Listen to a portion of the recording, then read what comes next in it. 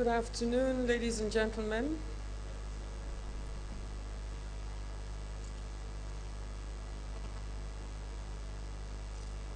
It's been very interesting for me to listen to all the participants. And I'd like to request to stand on existing protocol and to thank the organizers of this event for making me a part of it, although very short notice. Well, the topic, e-commerce and tourism. Most times when I stand to speak, people think I'm very bold about tourism for Nigeria. But the truth is that everything in every country revolves around tourism. There is a value chain of tourism. What do I mean by that? If you leave your house, first of all, what is tourism? Tourism is leaving your place of comfort and going from point A to point B. Either you're seeking business tourism, or you're seeking leisure tourism, or medical tourism, or entertainment tourism, or eco-tourism, you name it, or nature tourism. If you move within your country, it is local or domestic tourism. If you move outside and it's beyond 24 hours, it becomes foreign or international or external tourism. Let's also then define e-commerce. E, as you all know, is electronic, which means you're not physical. Commerce is what? Commerce is trading. What is the platform for this trading? The platform is the internet, which means that the internet is a platform that creates an opportunity for people who want to trade in goods and services, or goods or services. Goods, we all know what that means. And under services, that's where you have tourism. Now, what is the bedrock of the internet? We have dissected it. The meaning of E, the meaning of commerce, the meaning of tourism. What is it that will keep that platform, which is the way forward today for doing everything that we do? Power. There has to be stable power. If we don't have power, we can't do anything effectively. The gentleman, professor, is it, who was here earlier, he talked about how the ICT industry is a fast-paced industry, and it's true. If we don't move at the pace the rest of the world is moving, we cannot get anywhere. And what do we want to do? It's high time Nigeria became noticed on the global map. And so power is what we're hoping at this government, and you can see the government has taken a very aggressive, result-oriented and fast-paced minister to handle power for Nigeria. Why are hotels in Nigeria so expensive? We're the most expensive hotels within Africa because of power. We don't have the infrastructure. The cost of operations is so high that a hotel has to run a generator 24 hours a day, more or less. By the time they deliver the service of hoteling to the consumer, the cost is just too high. And people say it doesn't make sense for Nigerian hotels to be so expensive. But if power is tackled, power also the basis of ICT, the basis of internet, the basis of e-commerce, if we can tackle that and keep it stable as our one major achievement, e-commerce will thrive. If e-commerce thrives, awareness will be created. Awareness about what? About what Nigeria has to offer. Awareness of the fact that tourism is an asset. We have tourism assets in Nigeria that people need to know about. Awareness is the fastest way to create awareness is through e-commerce. Before I go into the assets that we have, I'd like to talk about the contribution of tourism. Why am I standing here? I'm not an ICT specialist. I think, just before I go on to that, the background of the speakers, is it in the brochure? Because I didn't get time to look at it. Did you write about their backgrounds? Is there a profile of all of them? Well, it would have been important, especially those Nigerians in diaspora, because we're always running after you. Anytime I go for an international exhibition, I'm having meetings with Nigerians in diaspora to talk to them about reasons why you should come home, reasons why you should come and contribute your intellectual asset into the Nigerian economy. It would be nice, maybe before then, to talk about what their backgrounds are. We know where they are right now, but how did they get there? It's very important for us because they're addressing us, they're imparting knowledge to us. We don't really know where they're coming from, what journey they've come on. And I can just tell you that I'm a corporate professional. I came from the private sector. Many people say, when the president appointed me, they said, this lady is a banker. Why? What is she doing in tourism? Tourism is a private sector activity. Tourism is a retail activity. You talked about retail. That is what tourism is about. It is a people, it's a masses-oriented thing. It's not for the elitists. It's not for the rich. It is actually for the grassroots. And the professor, when he came here, he'd mentioned that e-commerce, poverty alleviation, education, women empowerment, and youth empowerment, all these things are connected. And it is through tourism that these things can happen. Tourism today is the largest employer of labor in the world. Out of every 11 employees, 1 out of that is in the hospitality and tourism industry. What is the contribution of tourism to the global economy? We are contributing in the world today about 7.3% to the global economy. And that accounts to about 9.3 billion US dollars. And that accounts to a percentage most recently for 2015, to 10% contribution to the global GDP. That is what tourism is contributing to the global GDP. Last year, it was 9.3%. It has become an increment from last year to this year. So you can see that the global world is very focused, that tourism is a major employer of labor, is a major contributor to the, a lot of this is also qualitative. So even the statistics we have is understated because of the experience people enjoy. In Nigeria, what is our contribution? I will tell you, and I'll tell you what other countries are doing. In Gambia, for example, Gambia's tourism is contributing about 17.7% to its GDP in Gambia. In Kenya, it's contributing about 12% to Kenya's GDP. In Egypt, tourism is contributing 13% to its GDP of its country. Mexico, which has a similar population as Nigeria, they're very similar to us in culture, and Brazil, is contributing, Mexico, 11.9%. South Africa is contributing 9%. Cuba a year ago was contributing 6% to its GDP. Today, with the opening of all the doors and a lot of things are going on, it is today contributing 10% to its country's GDP. Cuba, how many people are there? How limited are they? Yet, in spite of all the sanctions and all the things going on, they are doing 10% today.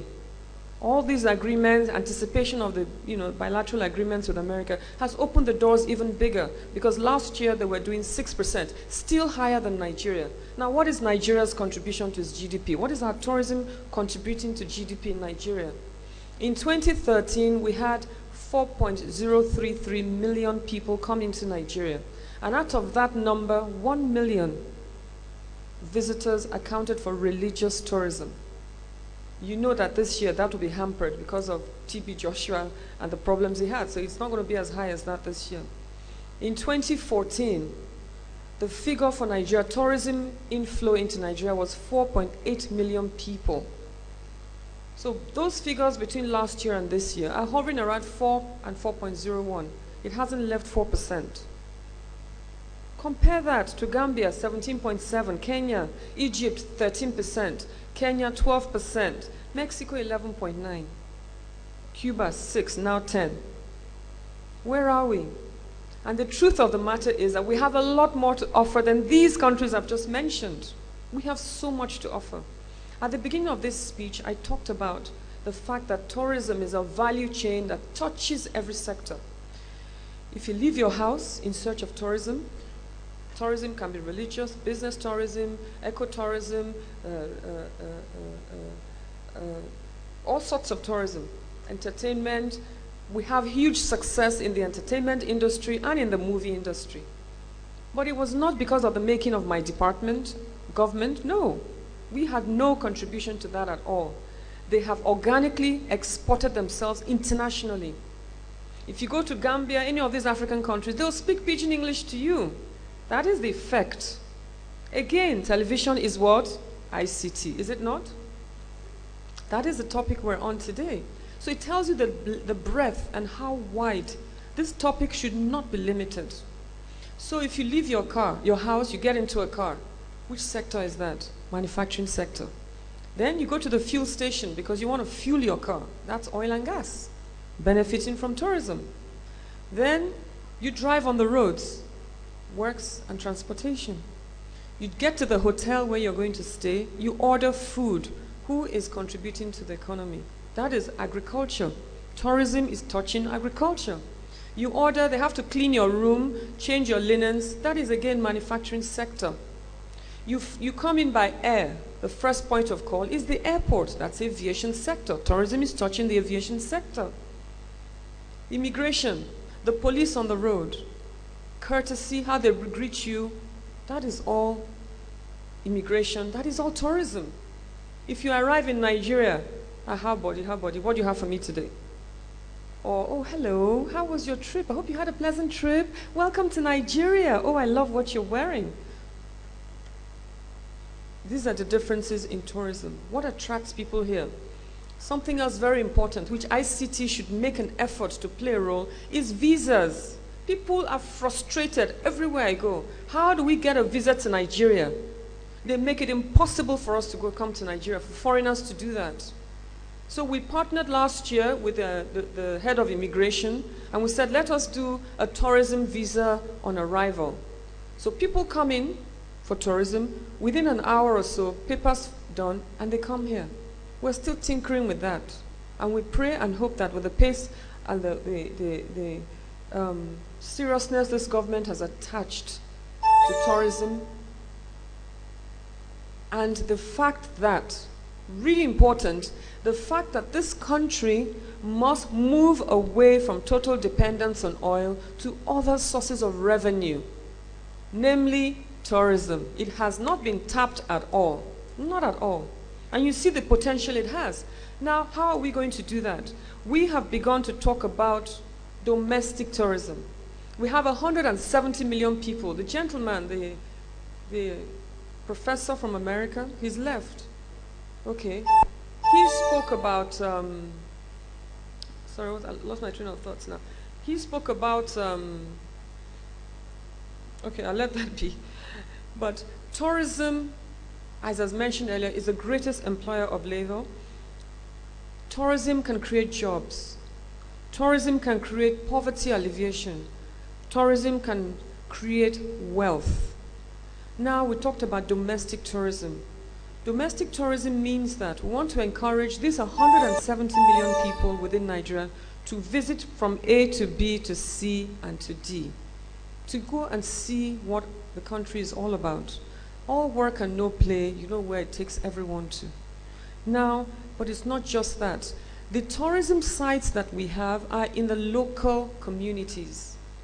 They are localized in those local communities. So tourism will empower the local community.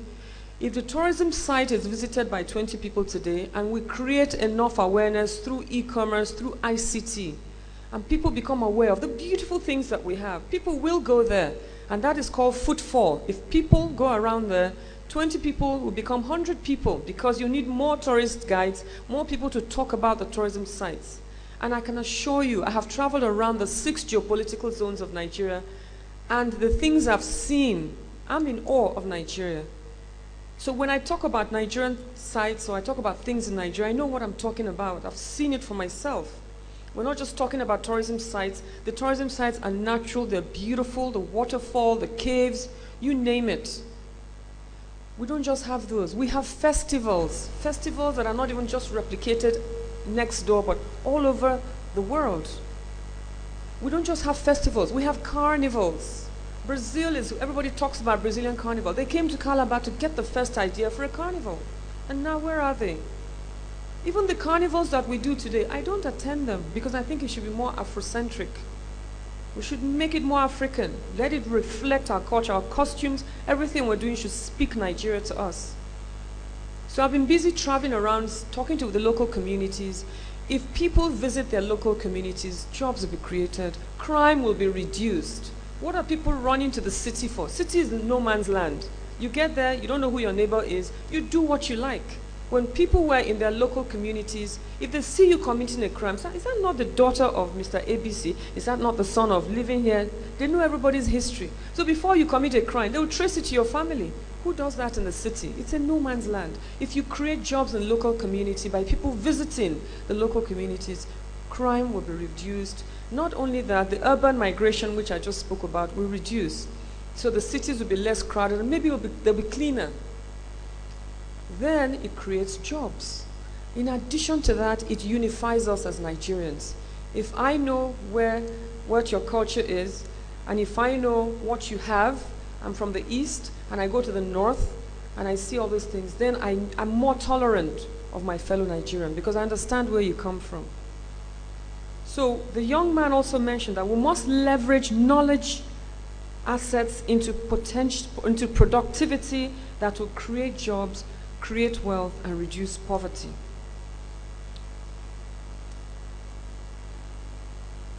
Now, just two other things I would like to talk about. E-commerce, for example, is also talking about business, electronic business. Does anybody know that Kano is a major commercial center?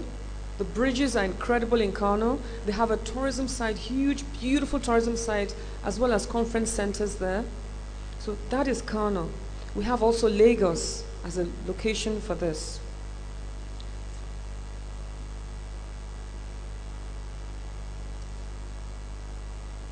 Very good.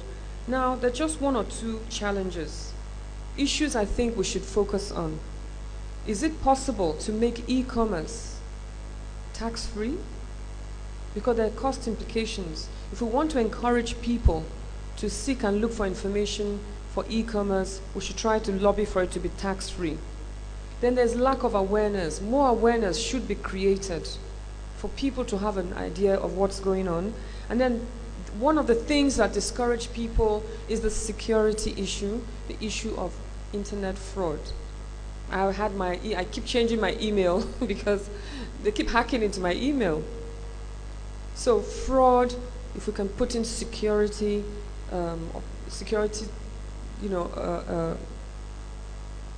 ways of reducing fraud, so people are more comfortable to do e-commerce.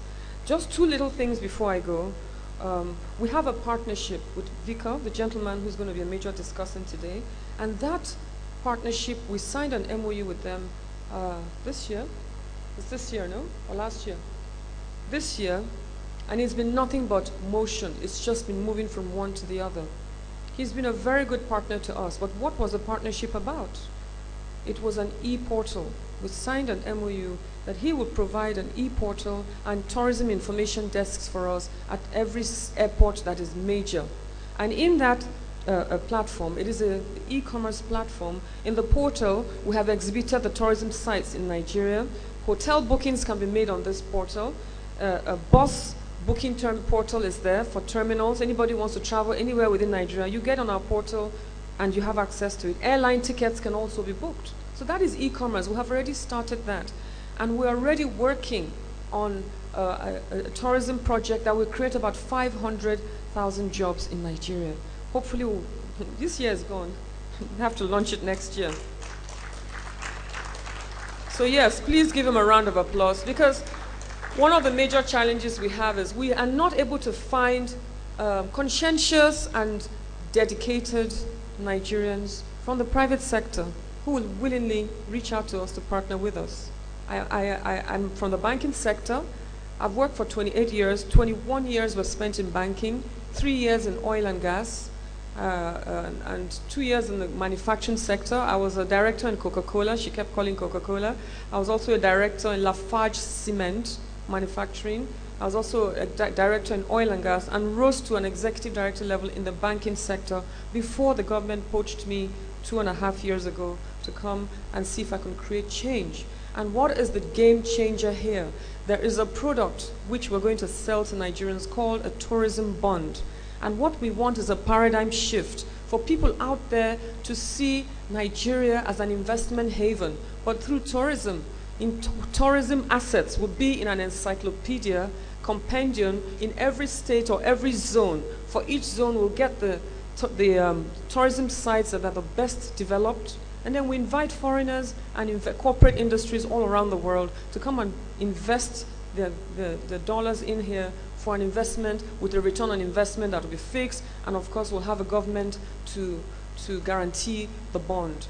That is what we want, for people to see tourism as an asset, as a real estate asset. So on a final note, to just round up, what I'd like to really say is that, just to give you a rundown of in the north and south. In the north, for example, I've traveled north, south, east, and west. We have fantastic Durbas. The most popular one in the north is the Kano Durba. Colorful, beautiful horses. So what we tried to do, we created a tourism calendar, domestic tourism calendar, where we put it on our internet, on our website, that these are all the activities that happen in Nigeria throughout the year.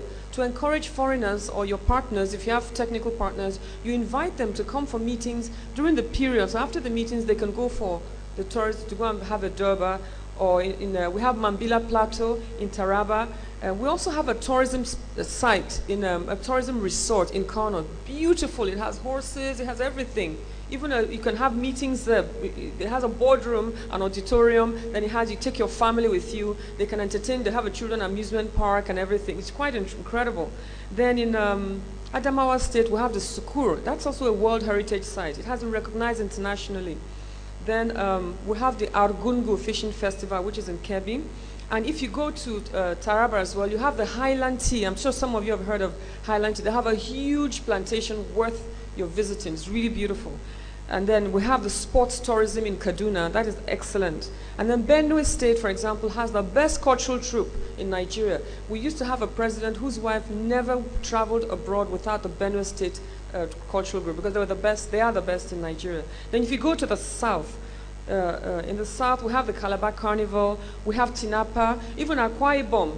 For this, the organizer of this event, you should go and look at the e-library. The governor of Akwa Ibom visited that. They have an e-library in addition to other things they have there. And then we have Benin. We have the Benin Kingdom. Then in the west is very advanced. The west, we have Osun Osogbo Festival, which is also another World Heritage recognized festival. We have the Shango Festival from Oyo State. That is a festival that is celebrated in 43 countries in the world today. Brazil, Argentina, Spain. Brazil, as you know, they have Yoruba. We have interlocked cultures and everything. That's Shango Festival. Then you have in Lagos, you have the slave trade relics, where you see the point of, it's beautiful. Go by boat, don't go by air. Don't go by road. Go by boat. It's a beautiful ride. And as you're coming back, you'll just see the sun setting, and it's just so beautiful. You can take photographs and all that. In Lagos also, we have the Eyo Festival. Then Ondo State is incredible. There's a direct flight from Abuja to Ondo State. You have the Idonre Hills. Idonre Hills has now become Idonre Resort. I opened a resort for them. I visited them in 2013. Within a year, they developed a huge resort. You have a hut on top of a tree, and then you use a drum to knock on the door. It's really beautiful. The toilets, everything works. Water's working. It's beautiful. Then you have Idonre Hills, which is different. And they have what you call the Mare Festival, which is, I think, every November. People all over the world. Mare stands for mountain, athletics, you know, different sports. People all around the world, but people don't know. So we need ICT, we need e-commerce to help us create awareness. That is Ondo State. Fantastic, which nobody knows about, is Ondo Medical Tourism. They have a medical establishment so huge in Akure town, which is just as good. Sorry, my prayer alarm. So it's time to go as well. We have medical tourism on those states. You can fly direct there. They even have a helicopter pad. They have Nigerians in diaspora, medical doctors who have been convinced to come back to Nigeria to look after people who are ill. It has facilities as good as what you have in South Africa, what you have in India. This is Ondo State, just next door, not far from here at all. Then you have, in Oyo State, you have, there's a new tourism haven they've created there. They have a beautiful, what's it called now? It has a beautiful Agodi Gardens. Thank you. Yes, I went there. I went to Ondo State maybe 20 years ago, or your state, and this time it's fantastic. They've changed it. There's a park. There's a zoo. It's just so beautiful. There's a waterfall, and there's a water sports section. This is Oyo State. People talk about Ibadan was an old grey city. They've changed all the roofs of most of the buildings. They have colorful roofs now. Nigeria has incredible things to offer. So I really would urge you to go there. Let me not go without talking about the East. They're known for their masquerades. They're known for their New Yam festivals. But their masquerades are really incredible. I happen to be a very fearless person, and the last time I went, some masquerade came and smoke was coming out of his head, and the king of the village was like, "Madam, don't go near there." And I said, "No, I'm not afraid. I'm going to go near him," you know. And the king was shaking, and I was, because the masquerades are so powerful, you know. But it's something they boast and they're very proud of. And also, like in Enugu and Anambra, they have incredible waterfalls and caves, lots and lots of caves and all that, in Enugu especially. And Abuja here, we have the Clinton Pottery Village. We have a lot of art and craft. They have the Sheraton area on the way to the airport, Nikkei Art Gallery. There's just so many things to keep people going, not just foreigners, but Nigerians. So I would like to end by saying that the domestic tourism industry in Nigeria is a $4 billion US dollar potential market. How did I arrive at that? $2,000 per capita income. If just 20 million Nigerians out of 170 million spend their $2,000 per capita, just moving from one part of Nigeria to see what Nigeria has to offer, and at the same time to relax in the process, that is the potential of the Nigerian domestic tourism industry. And so while we're marketing tourism electronically, we have it in the Vico platform, we have it on our websites. We need people to create more awareness. In the meantime, please go and relax at the town next door. People talk about security. We have 36 plus, Abuja 37 states. There are only 3 or 4 states that security issues are involved in. You need to know that Nigeria has so much to offer, and e-commerce is vital in promoting tourism for us. Thank you very much.